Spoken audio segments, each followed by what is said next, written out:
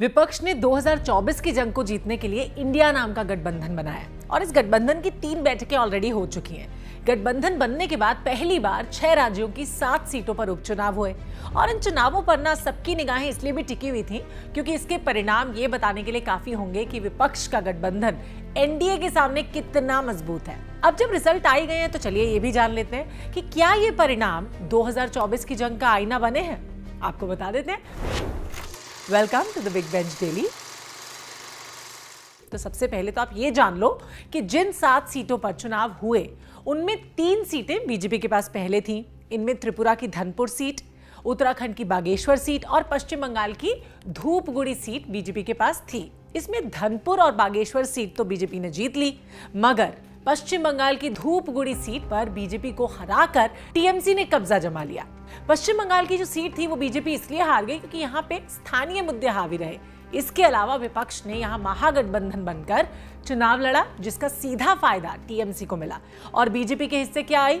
हार आई भाई। और इसी तरह से उत्तर प्रदेश के घोसी सीट के परिणाम आए हैं। घोसी में समाजवादी पार्टी ने बीजेपी को हरा दिया है। ठीक है, यहां से बीजेपी ने दारा सिंह को टिकट दिया था जो इसी सीट से विधायक थे। बीजेपी को पूरा विश्वास था कि समाजवादी पार्टी से बीजेपी में आए दारा सिंह यहां से हर सिचुएशन में चुनाव जीतेंगे ही जीतेंगे। मगर घोसी सीट की जनता ने यह बता दिया कि घोसी सीट दारा सिंह ने अपने दम पे नहीं जीती थी बल्कि समाजवादी पार्टी का दबदबा होने की वजह से जीती थी। अब दारा सिंह को इसमें शिकस्त मिल गई है। अब बीजेपी को यह जरूर सोचना चाहिए कि उत्तर प्रदेश में उन्होंने 80 में से 80 सीटें जीतने का इरादा रखा है। ठीक है, अगर ऐसे ही रिजल्ट्स आए तो उस इरादे का क्या होगा? बीजेपी को यह भी सोचने की जरूरत है कि किसी भी नेता को दल में शामिल करना और उसे टिकट दे देने से काम नहीं चलने वाला है। अब देखिए, 6 राज्यों की 7 सीटों पर चुनाव हुए और अगर एक सीपीएम को छोड़ दिया जाए तो विपक्षी दलों ने ठीक प्रदर्शन किया है। ऑलराइट, जैसे झारखंड के डुमरी में जेएमएम अपनी सीट बचाने में कामयाब रही है, ठीक उसी तरह से केरल के पुथुपल्ली में कांग्रेस अपनी सीट बचाने में कामयाब रही है। टीएमसी ने जिस सीट पे जीत दर्ज की उस पे पहले बीजेपी का कब्जा था, है ना? यानी 7 में से 4 सीटों पर विपक्ष ने अपना कब्जा जमा लिया। और जानते हो क्या, ये जो उपचुनाव हुए हैं ना, उसके रिजल्ट्स ने सीधा सीधा ये मैसेज दिया है कि अगर विपक्ष एकजुट रहा और एक ही तरह की रणनीति अपनाकर 1 सीट 1 कैंडिडेट का फॉर्मूला उसने अपनाया तो जाहिर तौर पे बीजेपी को नुकसान हो सकता है। मगर सवाल ये उठता है कि क्या यहाँ पे नुकसान सिर्फ बीजेपी को हुआ है?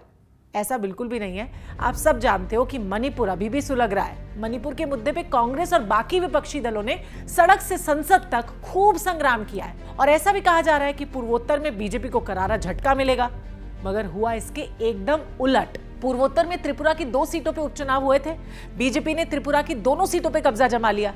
धनपुर सीट तो पहले से ही बीजेपी के पास थी, मगर बॉक्सानगर की सीट पर बीजेपी ने सीपीएम को हराकर अपना परचम लहरा दिया। भाई वैसे तो ये जो स्थानीय चुनाव और विधानसभा चुनाव साथ में लोकसभा के चुनाव अलग अलग मुद्दों पर लड़े जाते हैं और इन चुनावों में ना वोटिंग का जो पैटर्न है वो भी अलग अलग होता है। मगर इस उपचुनाव के रिजल्ट्स ने ये बता दिया कि अगर विपक्ष का महागठबंधन एक साथ होकर एक नीति पर चुनाव लड़ेगा तो बीजेपी की राह आसान नहीं होने वाली है। अब द बिग बेंच में बैठ के सोचने वाली बात यह है कि विपक्ष और एनडीए दोनों को यह विचार जरूर करना होगा कि उनकी रणनीति क्या होनी चाहिए।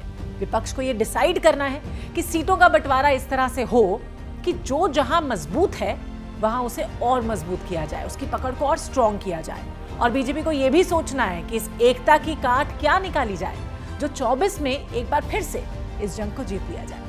आप इस बारे में क्या सोचते हो हमको कमेंट्स करके बताओ। और हाँ, चैनल को सब्सक्राइब करने के लिए क्या करना है आपको? नीचे सब्सक्राइब बटन है, उसको प्रेस कर दो।